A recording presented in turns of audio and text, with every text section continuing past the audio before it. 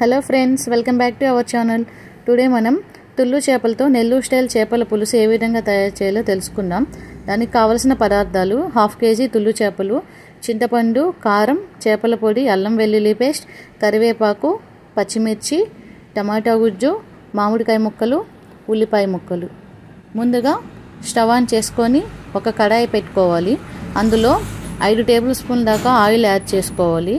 ఈ చేపల పులుసుకి నూనె అనేది కొంచెం ఎక్కువగానే పడుతుంది.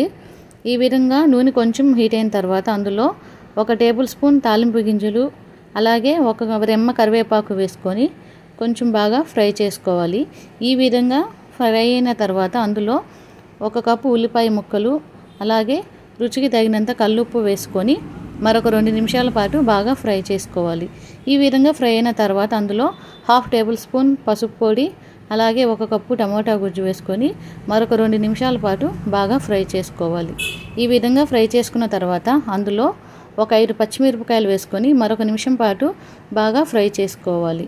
ఈ విధంగా ఫ్రై చేసుకున్న తర్వాత నూనె అంతా ఈ విధంగా పైకి వచ్చిన తర్వాత అందులో 2 టేబుల్ స్పూన్ల కారం, 1 కప్పు చింతపండు రసం, అలాగే 1 కప్పు మామిడికాయ ముక్కలు వేసుకొని మరొక నిమిషం పాటు బాగా ఫ్రై చేసుకొని అందులో తగినన్ని వాటర్ యాడ్ చేసుకొని మూత పెట్టుకొని మీడియం ఫ్లేమ్లో 5 నిమిషాల పాటు పులుసును బాగా మరగనివ్వాలి.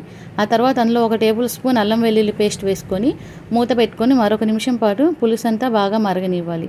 ఈ విధంగా మరిగిన తర్వాత అందులో ముందుగా మనం పక్కన తీసి పెట్టుకున్న తుల్లు చేప ముక్కల్ని ఒక్కొక్కటిగా పులుసులోకి వేసుకోవాలి.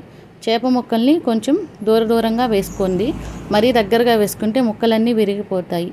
ఈ విధంగా ముక్కలన్నీ వేసుకున్న తర్వాత మూత పెట్టుకొని 20 నిమిషాల పాటు పులుసు దగ్గర పడిన తర్వాత దించే ముందు 1.5 టేబుల్ స్పూన్ చేపల పొడి వేసుకోవాలి.